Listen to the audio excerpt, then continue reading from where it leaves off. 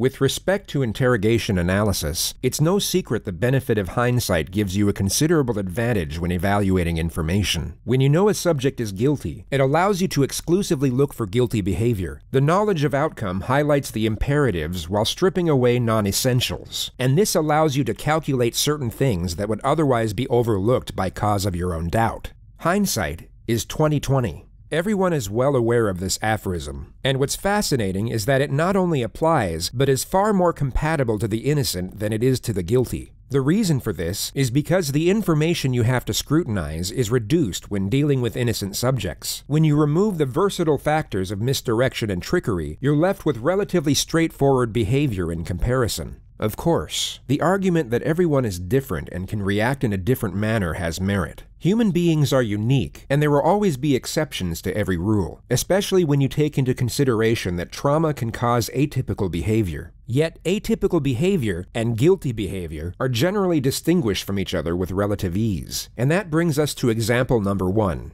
37-year-old Michael Dixon, described by his peers as popular, friendly, but also unassuming and reserved. A self-professed introvert who turned down a job as a trade show presenter due to his fear of public speaking, and kept his position as a trade show assembler instead. On August 15, 2003, in Hamilton, Ontario, police were called to report a man breaking into a jewelry store. 2 officers responded and chased the perpetrator from the store down an alley before momentarily losing sight of them. At the same time, Michael Dixon was getting off a bus nearby coming home from work. He was the first person the police saw when coming out of the alley and was then arrested at gunpoint. Dixon voiced his innocence but didn't resist arrest and stated he would help in any way he could. He was taken to the Hamilton police station and questioned 2 hours after his arrest.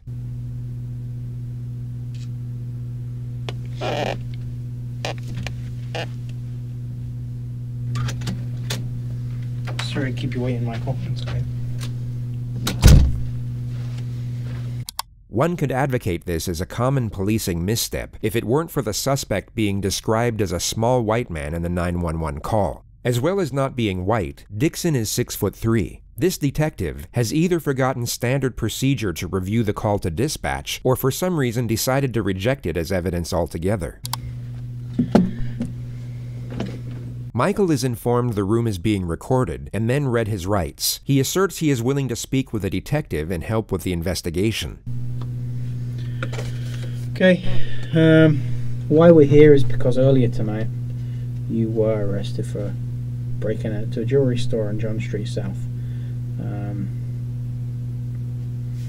Now, your innocence and guilt in this, quite frankly, isn't an issue.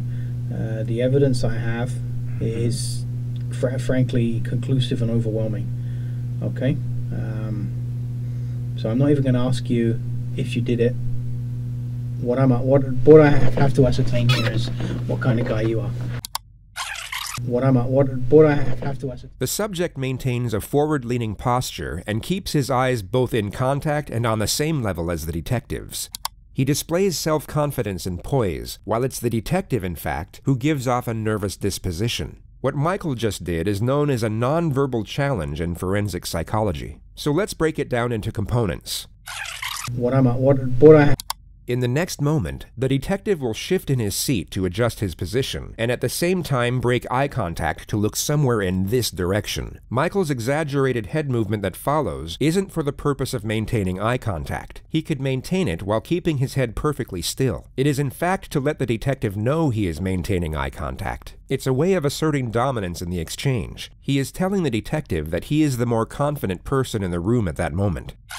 What I have to ascertain here is what kind of guy you are. Okay.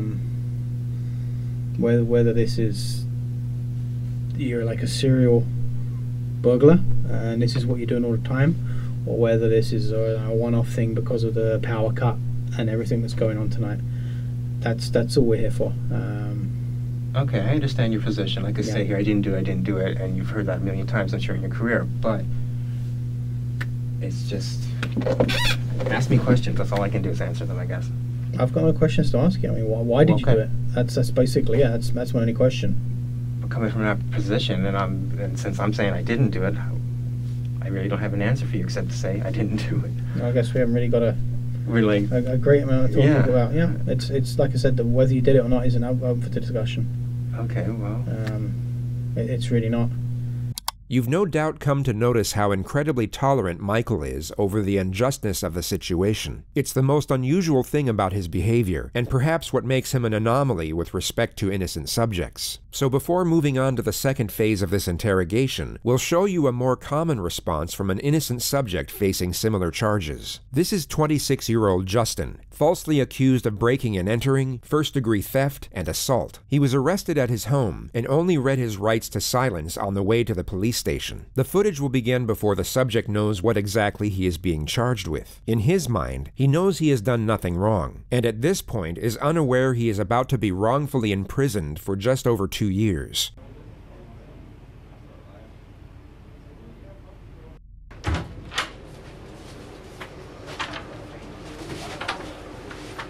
Alright, Justin, get that form. You know what I read you earlier? The 19th of February. 2 days ago, so it'll be Tuesday. Alright, about 5, 6 in the morning. Where were you at then? I was at my mother's house. You call her and ask her. I was downstairs asleep. Did she know you were asleep at that time? Yeah. He doesn't see the interrogators as a threat, but more of an inconvenience. His responses are short and concise. He does not seek approval. He only responds to a question or states a point. I mean, did she see you sleeping at that time? Yeah, I don't ever leave. If I ain't doing nothing, I stay at my mother's house. So I'm not working, I'm at home. Mm-hmm. You didn't go to Labor Ready that day or nothing looking for looking for a job, yeah. Okay. That morning, house got broken into. Okay. The detective's strategy is to reveal the charges in a periodic manner. Getting a confession to one charge at a time is far easier than gaining admission to all of them at once. The plan is to reveal the break-in and robbery charge first, then reveal the assault at a later stage. The detective goes on to explain that the accuser named Candy said she saw him loitering around her house in the evening hours of the night, and a short time later witnessed him break in and steal a multitude of valuable items. The detective then explains that she picked him out of a 12-picture lineup of suspects. She says you broke in this apartment. Okay, well tell me why. Justin is now aware of the burglary charge, which holds a possible 20-year prison sentence due to previous convictions. He will now begin to forcefully assert his innocence, and each time he does so, will bring forward his posture and strengthen his vocal emphasis while making the assertion. Alright, so I mean, she's saying that I was there before? Is that what she's saying? She's saying she's seen my face before the break-in happened? Yep. 'Cause I didn't break in her house. I don't know who she is. I don't know what you're talking about. I don't know no girl named Candy. None of that shit, man. Why is she saying that you're...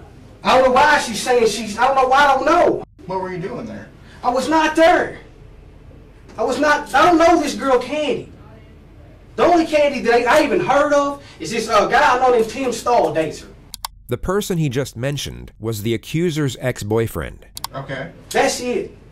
How do you know Tim Stoll? I grew up with the dude, man. The accuser's testimony was later picked apart in court. She was caught lying on the stand multiple times, and Justin was exonerated. He was proven innocent not just beyond all reasonable doubt, but essentially beyond all doubt. The last thing I heard about them two, she had him arrested for domestic violence. That's all I know about this girl Candy. I ain't never went in that girl's house, none of that shit. I didn't do that shit. I didn't. As God is my fucking witness, I did not do it. I used to be a piece of shit when I got out of the fucking penitentiary. I told myself, boy, going back. I ain't done nothing but work my fucking ass off the entire time I've been out.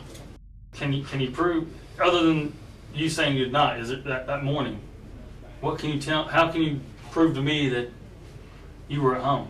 All you gotta do is call and ask my mother. So you're telling me you didn't step foot out of the house Not 1 foot. Tuesday? Not one. The detective then goes on to reveal Justin is accused of assaulting the supposed victim during the robbery. Take a vanity mirror and you hit her over the head with it and you guys fight.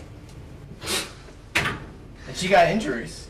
No, man. Hell no, man. Get her goddamn boyfriend, Tim Stone, in here and question him about her goddamn injuries. Look at that straight right there. This sounds like it's a goddamn thing of fucking her boyfriend, Tim Stone, done fucking done something to her, and now they're trying to put it on me. I know that's what the fuck this is. And look, that's why we're talking to you, okay? No, this is bullshit, man, because I've tried everything in my fucking power to stay the fuck out of this goddamn fucking penitentiary shit. I did not do that shit, man. Okay. That's what we're talking to you. We're here to investigate this, okay? That's why we're asking you all these questions. I'm sorry for freaking out, man, but I didn't fucking do this shit, man. I'm fucking shaking. I did not fucking do this, man. Justin had already served 3 years in prison for a robbery in his early 20s. He more than likely knew the reassuring tone of the investigator wasn't a good sign. Although slightly more animated than the average person, this form of aggression is a commonplace response from the innocent being directly accused. He comes off aggressive, but in a defensive manner. He is not being hostile, but highly combative when professing his innocence. His conduct is totally justified considering the circumstance. When facing a considerable amount of time in prison for something you didn't do, this level of anger is warranted. So when compared to the forgiving composure of Michael Dixon, the extraordinary nature of his behavior becomes even more pronounced. I really don't have an answer for you except to say I didn't do it. I guess we haven't really got a great amount of talking about. Yeah, it's like I said, whether you did it or not isn't up for the discussion. Okay, well, it's really not. There's a number of witnesses. Great. One of whom had a video camera. Perfect. Yeah. Okay then. Well, that's relieving. That's So- relieving. To be quite honest. Yeah. So view the video camera. I have. Okay. That's why your guilt isn't in issue here. That doesn't even make sense to me. Because if I'm on the video camera, that doesn't make sense. You have a video camera that shows me? Yeah. That doesn't make sense. It makes perfect sense to me. We'll have to, I guess, I have no choice but to get a lawyer then, if this is the kind of thing you're going to go through with me. This isn't going to go away. You're charged with breaking in. You will be charged tonight. That. Okay. You will be going to court in the morning. Perhaps the most upsetting moment, considering the fact that we know this man is innocent. You can see the fear emerge in his eyes as he realizes he won't be going home after this interview. Charged with breaking in with intent. Okay, that's what's going to happen right now. He is noticeably afraid of what lies ahead, yet reacts to the situation with reasoning and intuitiveness. Can I ask you something? Okay, are you just making this up that you have a video camera so you see how I react? Because it goes that if you're saying, okay, hear me out for a second, please. If I am guilty, as you believe, because you have me on video camera, then okay, we'll go through the procedure. But I'm saying, I trying to call your bluff here, because since I know I didn't do it, there's no way I can be on the video camera. Well, like I say, it's not a game of poker. Okay, well, I've got nothing to gain from that. I'm not trying to give you a hard time, all right? You know what? I've got nothing to gain from that either way. Which is why I'm not asking you, did you do it? I'm not trying to catch you out. I've got nothing to gain from that. Getting a confession void of evidence is in fact excellent for an investigator's career. It's a mark of merit and can accelerate promotion. Michael continues to profess his innocence in a calm and composed manner for a further 7 minutes. The detective then asks that he draw out a map and specify his movements before the arrest. Every detail of his alibi was later proven to be 100% accurate. Like I said, on the information that I've got, you're going to be charged tonight with breaking in. However, I do have a duty to make sure that the truth is, basically the truth is paramount, and the true version of events is paramount. And I have a duty to investigate all of this, and I will investigate. I assure you, I'll investigate this story thoroughly, and hopefully, I'll be able to find something here, which will either prove or disprove, what we've discussed tonight. Yeah. Okay. Problem is the speed at which this is going. Yeah. You know, like when I was on the ground, I was saying, go quickly to the terminal. I have like 6 or so guys around me. You know, like talk to the bus driver. Right. You know, like I can't comment on things that happen, I know, unfortunately.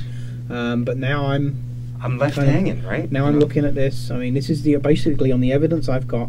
This is the only course of events that can take place right now. But I will certainly make sure that this is looked into thoroughly. Okay, I can give you my word on that. That's my duty. That's what I have to do. Okay, I trust you will. I was just wondering, can I make a phone call? Because I'm supposed to be at work at 8 a.m. You're not going to be able to be at work, okay? Yeah. I know I'm not going to be able to, but I like to phone ahead. I can arrange that you get the phone call to let someone know that you're not going to be at a place, yeah. So I'm hanging out in that room till 10? Or No, whatever? we'll be taking you downstairs Okay. to a larger custody facility which you have downstairs. Sounds lovely. Well, it's not the most pleasant place in the world, but it's only for a few hours. Okay. Okay. From court tomorrow, what happens there? I don't know. Okay, well, I'm And I kind will of look freaked into, out. I will You know, look into all of this. I trust you will, yeah. I will. I trust you will. I'll make sure we got the whole picture. Okay. Okay. Well, thank you, I guess. Okay. You're not in an enviable position, and I understand the process. I'm not satisfied with it. That's what I'm saying. You know. And I don't And expect that you're going to be happy with it. You know, and I'm thinking, no disrespect to you, but I know someone sitting in this chair has probably lied to you a million times, right? So I'm thinking, what can I do to convince you? I try to give you the information. Like, You've been very good with me, and I try and treat everybody as an individual. okay. And my main aim is two things: is that you get your rights Mhm. that you're entitled to under the Constitution of Canada, Mhm. and that you're treated decently, and that the truth comes out. The truth eventually did come out, but the suspect wasn't treated decently. He was kept in jail for 3.5 days before a separate investigator looked into his alibi witnesses and checked surveillance of the area in question. He was then exonerated immediately. A civil trial ensued, and Michael was awarded $46,000 in punitive damages. The interrogating officer and 3 other investigators were all demoted and suspended without pay.